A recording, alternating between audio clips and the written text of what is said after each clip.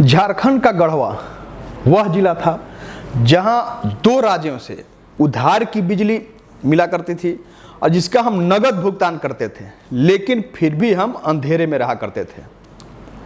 कभी बिजली मिलती थी, कभी नहीं मिलती थी, हफ्ता महीनों बिजली गुल रहा करती थी। आलम आज हुआ कि आज हम रोशनी से पुरनूर हैं, यानी पूरी तरह से रोशनी हमें मिल रही है। यह सफल तब हुआ जब गढ़वा की विधायक मिथिलेश ठाकुर द्वारा पहल किया गया। पिछले दिनों भी आपको याद होगा भागोडीह ग्रिड का उद्घाटन किया गया था। कल एक बार फिर उसी भागोडीह में बनकर तैयार हो चुके मिराल ग्रिड का उद्घाटन हो रहा है और 2 अन्य ग्रिड भवनाथपुर और पलामू के छतरपुर में बनने वाले ग्रिड का शिलान्यास होने जा रहा है। हमारे साथ खुद गढ़वा विधायक सह सूबे के मंत्री मिथिलेश ठाकुर जी मौजूद हैं। सबसे पहले तो एक बार फिर से बधाई। उस दिन को निश्चित रूप से आपको भी याद है, आप भी उस कसक से गुजरे हुए हैं जब जाते थे संघर्ष के दिनों में किस रूप में बिजली रहा करती थी। लगातार लोग आपसे बोला करते थे। किस तरह उस समय शुरुआत हुई थी, किस तरह पहल की? धन्यवाद पहले आपको।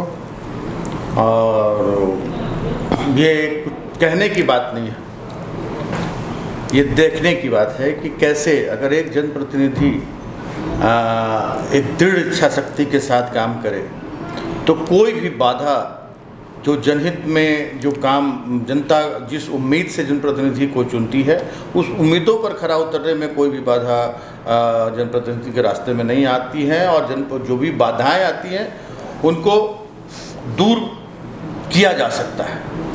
आपने देखा होगा कि कोविड काल में किस तरह माननीय मुख्यमंत्री का पूरा ध्यान केंद्रित था कि जब भी वो गढ़वा जाते थे माननीय मुख्यमंत्री, तो उन्हें शिकायत मिलती थी कि गढ़वा में बिजली की स्थिति पूरे झारखंड में सबसे दयनीय है। 2 घंटे 3 घंटे लोग कहते थे कि बिजली आ गई, ये इस तरह की बात होती थी।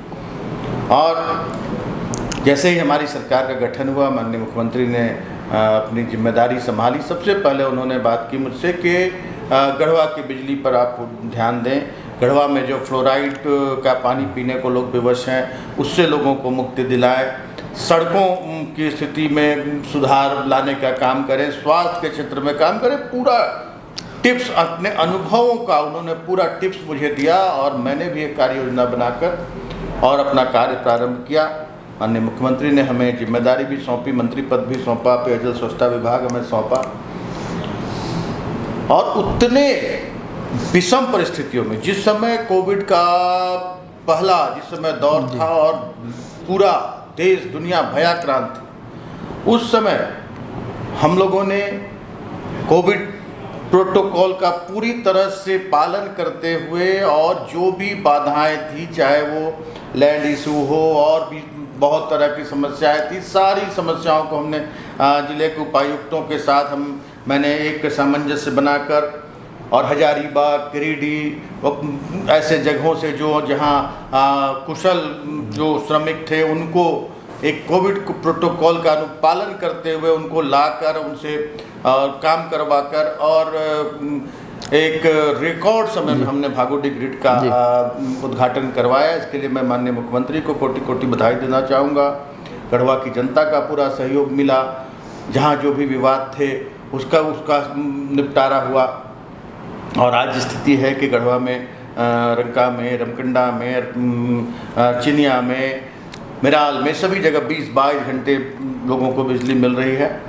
और एक सुनहरा दिन कल फिर आने वाला है। कल माननीय मुख्यमंत्री ऑनलाइन, माननीय मुख्यमंत्री के कर कमलों से कल मिराल ग्रिड का भी उद्घाटन होगा और भवनाथपुर ग्रिड का शिलान्यास, छतरपुर ग्रिड का शिलान्यास और निरंतर लगभग अभी दीपनगर में एक ग्रिड बनकर तैयार है जो रेलवे को सौंपा गया है और रेलवे वो ग्रिड काम कर रहा है।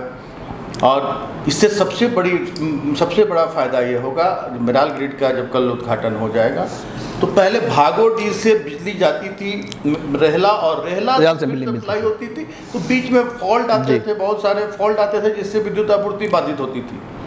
अब इस तरह की बातें, सीधे भागोडीह से बिजली प्राप्त होगी जनता को। तो जो भी फॉल्ट वगैरह की समस्या थी जिससे बार बार शटडाउन लेना पड़ता था बिजली बाधित होती थी, अब उस समस्या से भी निजात मिलेगी। और मैं एक बात कहना चाहता हूँ कि हमारी सरकार सिर्फ घोषणाओं पर, सिर्फ कहें तो भूमि पूजन और शिलान्यास पर विश्वास नहीं रखती है। हमारी सरकार जो भी योजनाएं जनता के लिए है, जनहित के लिए, उनको मुकाम पर पहुंचाने पर विश्वास रखती है। और अब मैं बहुत लंबा चौड़ा कुछ नहीं कहना चाहूँगा, सब कुछ जनता देख रही है कैसे राज्य में काम हो रहे हैं। विपक्ष के लोग कैसे बौखलाए हुए हैं, बौखलाहट में कैसे उल जलूल हरकतें कर रहे हैं, धार्मिक भावना भड़काने का काम कर रहे हैं। तो ये मैं विपक्ष से भी ये कहना चाहूँगा, आज चंद दिनों की देरी हुई जी मिराल ग्रिड के उद्घाटन में माननीय मुख्यमंत्री की व्यवस्था के कारण, और इसके लिए मैंने जनता से क्षमा याचना भी की थी। और मैंने जनता से, नगर की जनता हो, चाहे भवनाथपुर की जनता हो या गढ़वा की जनता हो, सभी लोगों से मैंने ये आश्वस्त किया था कि अगस्त के पहले सप्ताह में मिराल ग्रिड का उद्घाटन होगा। और माननीय मुख्यमंत्री ने इस पर विचार किया और कल की तिथि, जबकि विधानसभा का सत्र भी चल रहा है, कल की तिथि मुकर्रर की गई है। अपने व्यस्ततम कार्यक्रमों में से समय निकालकर माननीय मुख्यमंत्री ने इसके उद्घाटन का निर्णय लिया है। पेयजल के क्षेत्र में भी आप जब भी जाते थे, उस समय की याद है हमको भी और लोगों को भी याद है कि टैंकर से पानी आपूर्ति करनी पड़ती थी, चाहे वो शहरी इलाका हो या ग्रामीण क्षेत्र हो।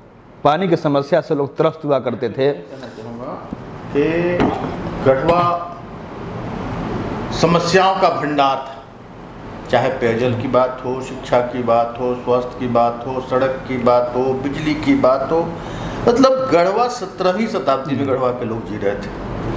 और आज इन विषम परिस्थितियों में, आज हमारी सरकार को 1.5 से पौने 2 साल हो रहे हैं हमारी सरकार के गठन के, और हमने सभी क्षेत्रों में इस कोरोना के संक्रमण का सामना करते हुए सभी क्षेत्रों में हमने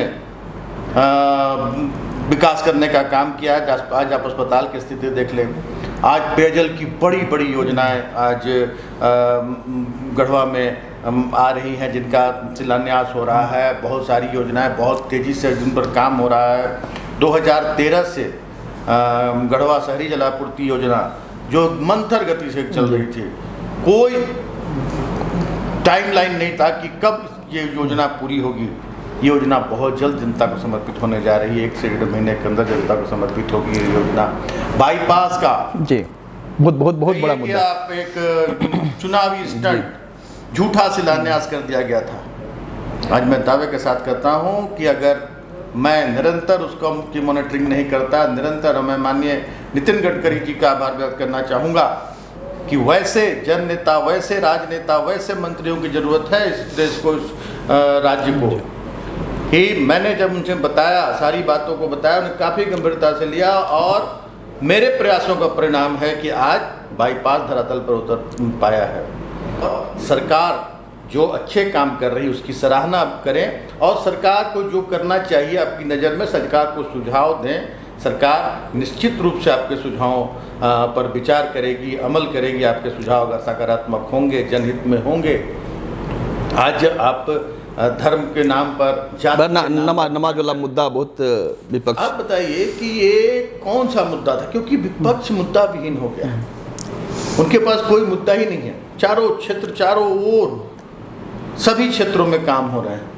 तो अब इसी तरह के धार्मिक भावना भड़काने का उनका मुख्य हथियार है, राजनीति का मुख्य हथियार बना लिया इन्होंने। हिंदू मुस्लिम में बांटो और राज करो। तो इन्हें जब भी इस तरह का मौका मिलता है, आज ये कौन सी बात हो गई, हमारे मुस्लिम भाई जहाँ भी हो, मैदान में हो, जहाँ भी साफ़ सुथरी जगह मिलती है वहाँ वो नमाज अदा करते हैं, सड़क पर भी नमाज अदा करते हैं। और ये व्यवस्था आज की नहीं है, इनके समय में भी जी, जो पुरानी विधानसभा में भी ऐसी व्यवस्था थी जी। जिस समय माननीय सीपी सिंह स्पीकर थे, माननीय इंदर सिंह नामधारी जी स्पीकर थे, डॉक्टर दिनेश उरांव स्पीकर थे, रघुवर दास जी मुख्यमंत्री थे, बाबूलाल जी मुख्यमंत्री थे। उस समय भी ये व्यवस्था थी। उस समय इस तरह का ये नहीं है। आज खिसियानी बिल्ली खंबा नोचे वाली स्थिति हो गई है इनकी। ये लोग झूठ के पिटारे हैं, झूठ इनके रग रग में है। और आज इन्हें ये अभी तक गम नहीं इनका ख़त्म हो पाया कि सत्ता जनता ने इनसे छीन ली है। और जनता अब जाति, धर्म, हिंदू, मुस्लिम के नाम पर अब अपना जनप्रतिनिधि नहीं चुनने वाली है। जनता अब बहुत आगे बढ़ चुकी है। जनता अब विकास के नाम पर वोट करने वाली है। जनता विकास के नाम पर अपना जनप्रतिनिधि चुनेगी और उसका परिणाम दे दिया जनता ने। 3 उपचुनाव हुए और तीनों उपचुनाव में इन्हें मुँह की खानी पड़ी। सारा धन बल सारा कुछ इस्तेमाल कर लिया। हिंदू मुस्लिम भी बहुत तरह के हथकंडे अपनाए, लेकिन सफलता नहीं मिली और आगे भी इन्हें सफलता नहीं मिली। सीपी सिंह जी आज कल बोल रहे थे वहीं पर अपने भाजपा कार्यालय में कि हम दिल्ली के पप्पू से और झारखंड के पप्पू से कोई बात नहीं करते, उनकी बात नहीं चलाते, हम उनकी बात की कोई महत्व नहीं देते। आखिर उनके कहने का अर्थ क्या था? कौन पप्पू है ये लोग अच्छी तरह से जान रहे हैं और जनता समय पर बताएगी कि कौन पप्पू है और कौन विकास पुरुष है। ये जनता समय पर बताएगी। हम इनकी बातों को कोई अहमियत नहीं देते। ये बताया मैंने पहले भी कि इनकी बौखलाहट बता रही है। ये बौखलाहट में इस तरह के बयानबाजी कर रहे हैं और जनता इन्हें अभी झारखंड में 20 साल तक ये अभी इंतज़ार करें, जनता के बीच जाएं, जनता की समस्याओं को सुने, सरकार को अवगत कराएं, सकारात्मक एक विपक्ष की भूमिका निभाएं। ना, ऐसा नहीं है। इन्होंने तो ऐसा कहूँ तो मतलब अलोकतांत्रिक काम, असंवैधानिक काम करते हैं कि जब सदन में पहले दिन की परंपरा का जिस तरह से इन्होंने आज एक कहिए तो उसका चीरहरण कर दिया पूरी तरह से। आज जब शोक संदेश पढ़े जाते हैं, हमारे जितने भी हमारे राज्य के प्रमुख राजनीतिक या और भी विभिन्न क्षेत्रों के कला संगीत से हो या खेल से हो, जिनकी मृत्यु होती है एक लोकसभा सत्र के बीच के दरमियान, तो उन्हें श्रद्धांजलि अर्पित करने के लिए एक शोक संदेश पढ़ा जाता है। फिर शोक सभा का आयोजन किया, तो उसमें जिस तरह का हंगामा विपक्ष ने किया, क्या ये जनता नहीं देख रही है? ये जनता अच्छी तरह से देख रही है कि एक दिन आपके लिए भी कोई भी हो, जो भी है, कोई अमर होकर नहीं आया है। जिन सदस्यों ने हंगामा किया उनके लिए भी एक दिन ऐसा आएगा, आज हो 50 साल बाद हो, 25 साल बाद हो, उनके लिए भी इस तरह के शोक संदेश पढ़े जाएंगे, शोक सभा की जाएगी। तो एक ऐसे क्षण में और हंगामा करना तो इनके आचरण को ये दर्शाता है, इनका आचरण क्या है और कितनी इनके अंदर बौखलाहट है। तो हम सब कुछ जनता के ऊपर छोड़ते हैं। जनता का निर्णय को हम सर आँखों पर लेते हैं। जनता जब हमें विपक्ष में मौका देती है तो हम सकारात्मक विपक्ष की भूमिका के रूप में काम करते हैं। जनता जब हमें नेतृत्व का मौका देती है, सरकार चलाने का मौका देती है, तब भी हम जनहित में काम करते हैं। और जनता के न्यायालय में हमें विश्वास है। जनता की अदालत में जो भी फैसला होता है उसको हम सर आँखों पर उठाते हैं। विरोधी के बयान को भी कोई बात से न कह करके कार्य से जवाब आप दिया करते हैं। एक अंतिम सवाल कि अब बहुत से कार्य हो रहे हैं, धरातल पर मूर्त रूप ले रहे हैं, अब कौन सी दिल्ली इच्छा है जो पूरी तरह से गढ़वा विकास के रूप में उभर कर सामने आए? देखिए, मैं जब आज 2009 से मैं गढ़वा में राजनीतिक रूप से सक्रिय हूँ। सभी लोग जानते हैं मेरा बचपन बीता और मैंने गढ़वा का जो पिछड़ापन था, वहाँ की गरीबी को बड़ी नज़दीक से देखा था और मेरे मन में एक कसक थी। और आज गढ़वा की जनता ने हमें अपना जनप्रतिनिधि बनाकर, हमें मौका देकर हमारी उस कसक को ख़त्म करने का एक तरह से मौका दिया है।